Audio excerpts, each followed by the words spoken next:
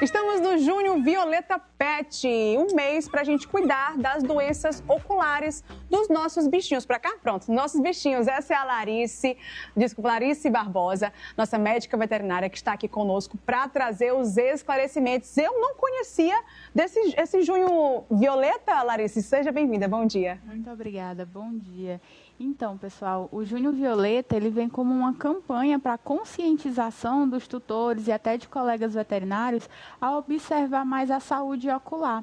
A gente trazer um cuidado maior, né, realmente tomar em foco que os olhos também são importantes, que a gente não deve negligenciar ele.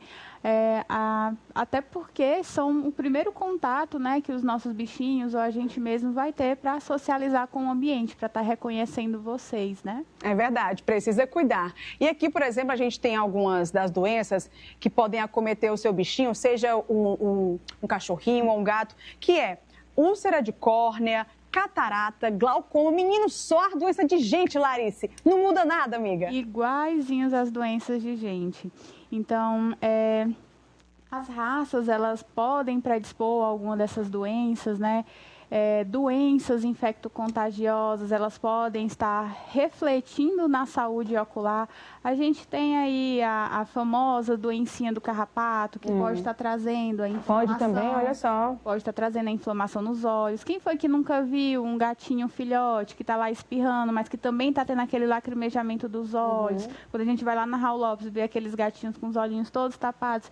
Então, as doenças virais e bacterianas, elas vão influenciar também na saúde dos olhos. Eu ia perguntar exatamente isso, Larice. Em que momento esse lacrimejar? Porque a gente entende também que é normal a questão da lubrificação dos olhos dos nossos pets, mas em que momento esse lacrimejo começa a ser preocupante? É a cor, é a quantidade?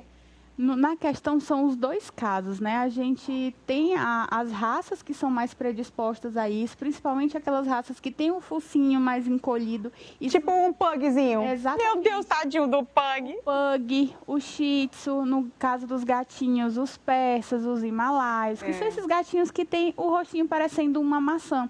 Quando isso acontece... Foi empurrado o bichinho. Exatamente. A gente proporcionou essa modificação neles, né? Essa seleção. Então, quando isso acontece, o globo ocular, ele fica um pouquinho mais para fora, porque os ossos da face, eles encurtaram um pouquinho. Então, a gente tem tanto o olhinho mais para fora, favorecendo que tem as doenças de contato, né? Os traumas físicos, como também os cachorrinhos que são pelancudinhos. Essas dobras, elas podem estar causando esse prejuízo. Os shih tzus, que tem muito pelo, esse pelo ele pode estar entrando e estar lesionando as camadas mais superficiais dos olhos. Sim. Então, muitos probleminhas da raça podem estar influenciando. Olha só. Larice, e a questão da ração, da alimentação? Existe um tipo de ração específico para diminuir os indícios dessas doenças oculares ou algumas rações que fazem aumentar ainda mais a predisposição? O desequilíbrio nutricional e como no corpo por inteiro, né? Vai desequilibrar tudo e acaba refletindo na saúde ocular. Tanto é que animais que são mais gordinhos podem estar, a gente sabe que humanos gordinhos, eles estão ali na tendência para quê? Para diabetes. A diabetes, ela pode estar antecipando doenças oculares, como o glaucoma, tá bom? A gente percebe que muitas pessoas podem estar cegando por conta da diabetes, é verdade. Esse alerta. E nos animais também precisa ter esse enfoque. E isso pode acontecer. Quais são, então, por exemplo, qual a diferença? Eu tenho algumas dúvidas, né? Qual a diferença da catarata e do glaucoma, por exemplo, no bichinho? Como que ela se apresenta? O glaucoma, realmente a gente precisa estar investigando sempre desde pequenininho, porque tem raças que são mais predispostas a ter esse glaucoma congênito, né? Ou seja, nascer com essa predisposição ao glaucoma, o husky está aí para isso.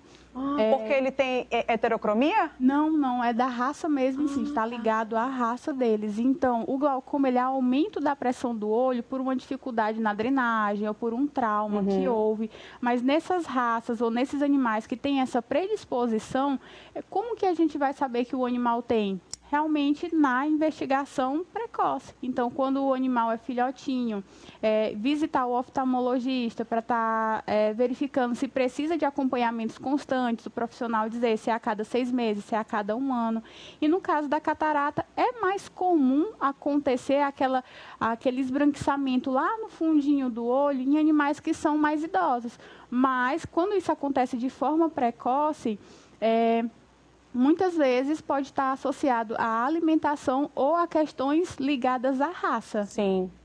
Larissa, eu vou presentear a minha amiga Nana Lima com uma gatinha. Ai, assim, bem bonita, igual a Ágata, que é a minha gata. E a Nana já quer saber os principais cuidados, né, amiga? Você tem alguma dúvida? Olha, eu vou adorar receber sua gatinha de presente, mas eu preciso avisar que eu já tenho um gato. Eita! Então, não sei se eu vou conseguir dar todo o afeto que eu preciso para esse quadrúpede, mas é claro que eu adoro bichinho, sempre tive gato. Mas, doutora, a minha pergunta, você falou que o gatinho pode ter esses problemas de visão, como catarata, como o outro que você falou, foi o glaucoma, que é a questão da pressão do olho.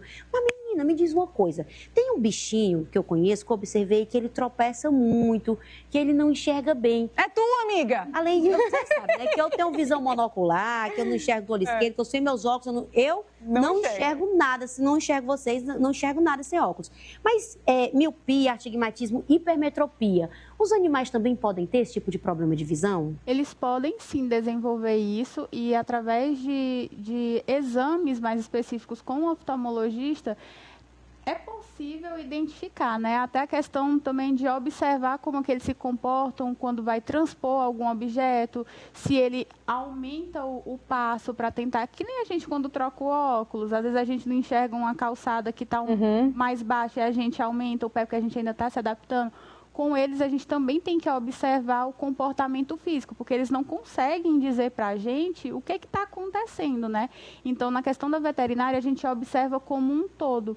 Porque essa questão da acuidade visual é um pouco mais complicado para o oftalmologista entender. Então, tem que observar o comportamento físico. E é um dos sinais de alerta de que pode estar acontecendo algo de errado quando o animalzinho começa a se bater em portas, que antes não acontecia.